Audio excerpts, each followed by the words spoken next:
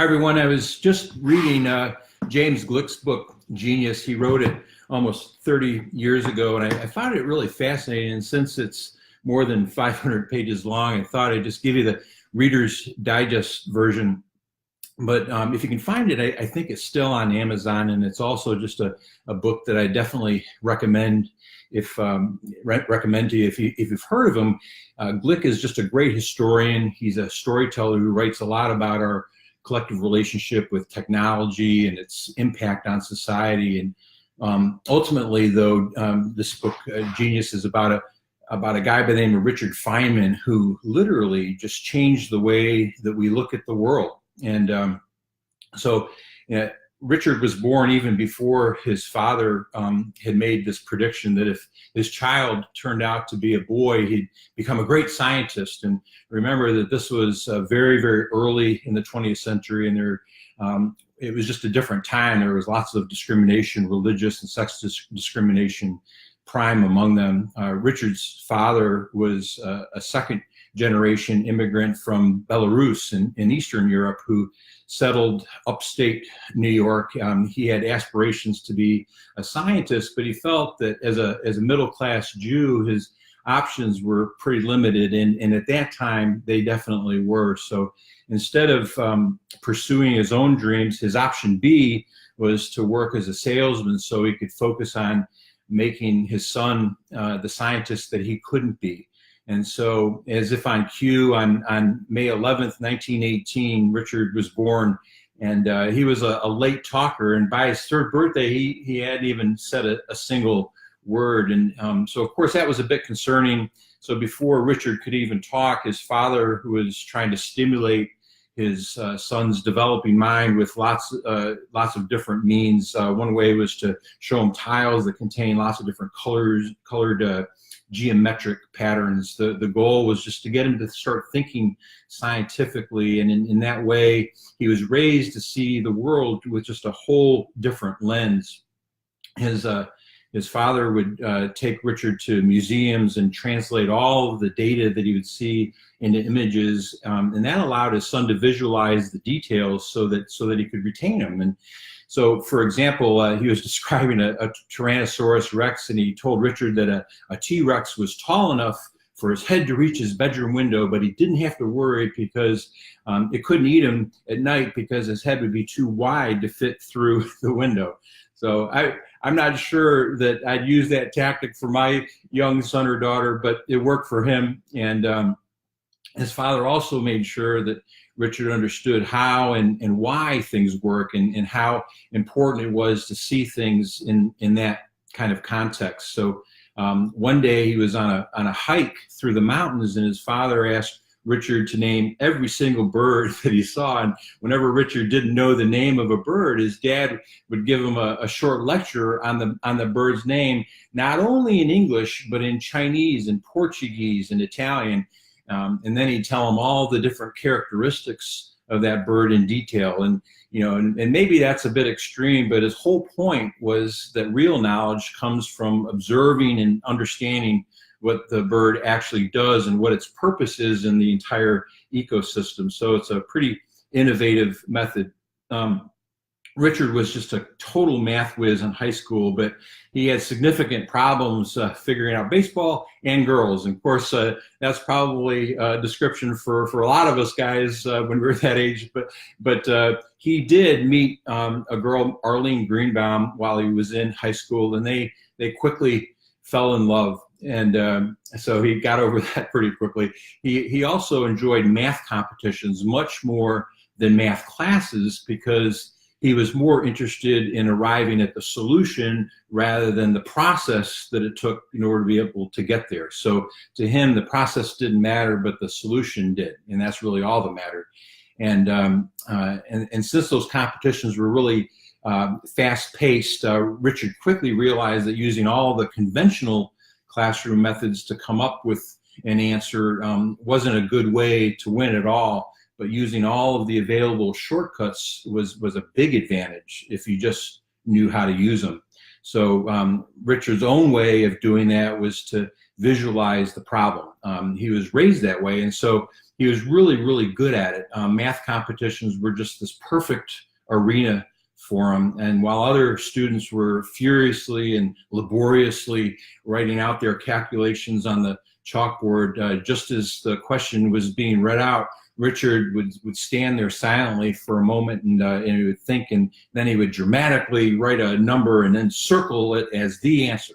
So that one simple problem that he was involved in was a hat that was falling off of a rowboat that was going upstream, and the competitors were asked how long it would take the rowers to collect that hat if they didn't notice that it was gone for 45 minutes. The velocity and of the water in the boat were given, but those details were just distractions that Richard really didn't need in solving the problems. He solved it by putting himself in the place of the hat. Right away, he realized that it would take the same amount of time to go back to get it, 45 minutes. So it was that unique ability to visualize problems in a wholly different way that would serve Richard well throughout his life and his professional career too. So during his first year at MIT, Richard grew kind of tired of math because it just was too abstract for him. So he turned his attention to physics. And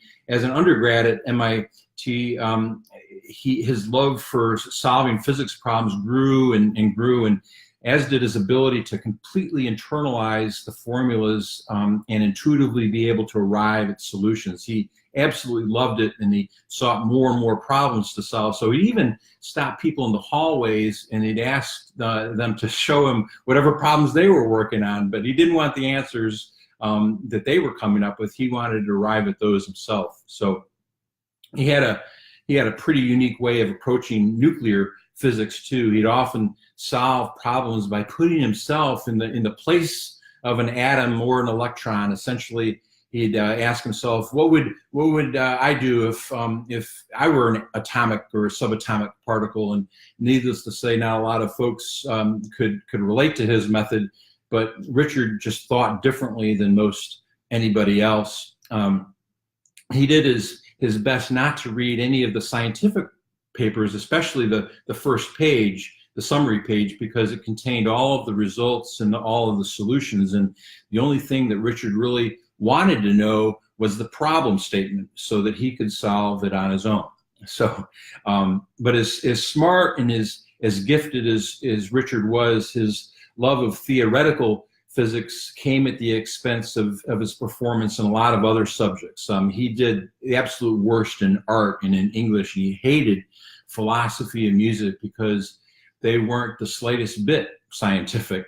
So just to get by, Richard sometimes cheated on his exams on those subjects, and it was that low performance that almost cost him everything when he applied to Princeton for graduate school. He came very close to being completely rejected, but ultimately they just couldn't ignore his talent, and he got a scholarship to go there. It's really interesting though, because even though he hated music, one day while he was in Brazil, I think he might have been on sabbatical, Richard decided to pick up some bongo drums, and he suddenly realized that he liked the drums because they gave him a way to improvise and create original music that he did like. So he even got good enough to play the bongos to play with a local band. So he came around in that regard. You know, one of the conditions of Richard's scholarship, though, to Princeton was that he couldn't be married, but he continued to see his high school sweetheart, Arlene, and he was absolutely just determined to marry her once he had been awarded his PhD, despite knowing that she was really sick with tuberculosis. And TB was incurable at that time, and she wasn't expected to live more than just 2 years. So on June 29th, 1942, they took the ferry to Staten Island, where they were married in a city office. After the ceremony, then he just took her to the hospital, where he just continued to visit her on weekends and sat by her bedside. I think there's a picture of her. I'll post that too. But during the early years of World War II, a lot of people were talking about the possibility of splitting the atom and creating an atomic bomb. For the world's top physicists, there really wasn't any question about if it would be possible, just when. But the problem was really how to do it. So a lot of the team of scientists who were working on that project were at this top secret facility in Los Alamos, New Mexico, to develop the first nuclear weapon. And Richard was involved in that while finishing up his graduate studies at Princeton in 1942. Richard was 25 years old at that time, and he was recruited into this nuclear research group known as the Manhattan Project. He was brought on board because of his reputation as just this brilliant young physicist, but very quickly he was made the leader of his own team. It was a role that was normally reserved for only the veteran physicists. His salary was just $380 a month. It was about half of what he needed to be able to cover his living expenses and Arlene's medical bills. The rest came from her life savings. But Richard gained everybody's respect by pushing the team to find the most unorthodox solutions to the problem. So Richard definitely did have his detractors, and to some, his theories and hypotheses seemed, just way out there, just way too hard to believe. But time and time again, they later oftentimes discover, more often than not, that his original theories were correct. After just a few instances like that, the team placed their full faith in him to be able to do that, and they found it pretty easy to come up with all the calculations required to build an atomic bomb. But they found that the hard part was dealing with the physical materials. So suddenly Richard at that time realized that he had a whole new problem. He wasn't just visualizing the abstract scenarios anymore, because of the calculations for the melting point of a certain metal, or was even slightly off. It could likely end in a nuclear disaster, and it would kill everybody around. So he was facing a whole new set of scenarios. His concerns led him to spearheading the effort to how to prevent bombs from detonating prematurely, and also then calculating the exact critical mass of uranium for a nuclear chain reaction to occur. And then just before sunrise on July 16th, 1945, the sky over New Mexico totally illuminated with the first detonation of an atomic bomb. So they were successful, of course.